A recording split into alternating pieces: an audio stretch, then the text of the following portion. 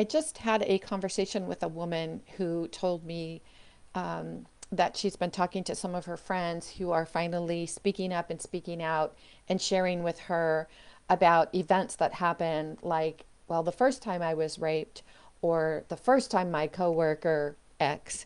And we as women, we have a fear of speaking up and speaking out because we fear what's going to happen. We fear being judged. We fear the retribution. We fear what we think will happen. We might fear just how it's going to affect our life going forward. And I know for myself, one of the hardest parts about speaking up is not just necessarily saying this happened, it's also about sharing the details.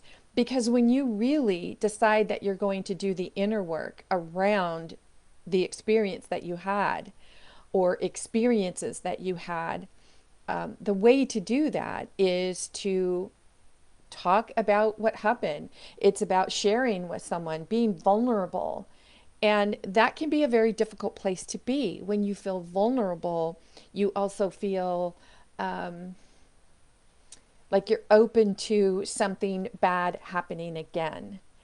And when we have that fear, that belief, that's something that our inner child is still holding on to.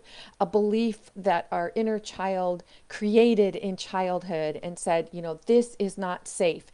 If we do this, this will happen.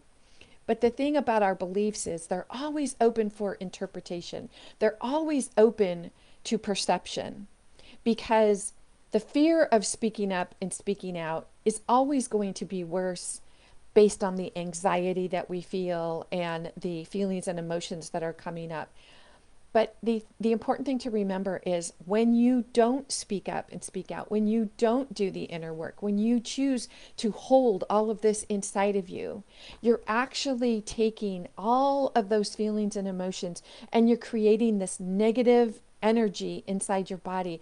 And your body is holding on to those negative feelings and emotions, and it's creating dis-ease within the body. So when certain parts of your body are unhealthy and you're wondering, why is this happening to me? You always want to stop and look at the energy. Ask yourself, what am I feeling right now? What are my thoughts? What are my feelings behind those thoughts? And at first blush, it might sound like, well, how do you think I'm feeling? I'm feeling victimized. I'm feeling angry. I'm feeling vengeful. I'm feeling remorseful. I'm feeling judged. I'm feeling sick to my stomach. Because what we go through, the punishment that we go through when we have been victimized by another person, when someone forces something on us that we don't want, we judge ourselves so harshly. We say, I should not have been there. I should have known better. I should have whatever. We should all over ourselves.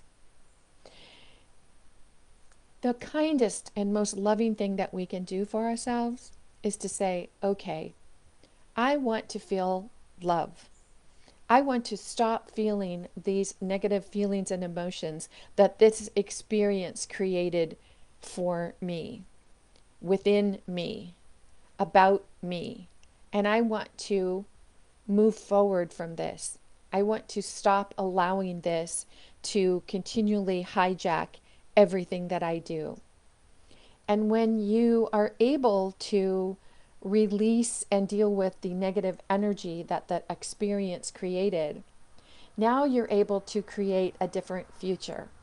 Because as long as you're holding on to all of those negative emotions and feelings and they're trapped within your body, you're continually creating your future from your past.